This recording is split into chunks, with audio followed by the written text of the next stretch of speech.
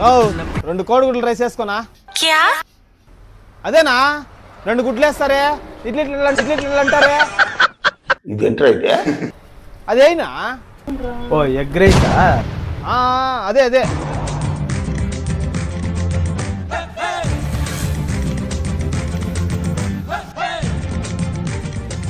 నా ఎంతనా?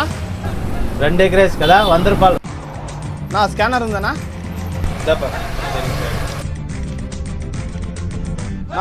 ఇది స్కాన్ అవుతాం లేదు, నేను వెళ్ళి డబ్బులు తీసుకొస్తాను.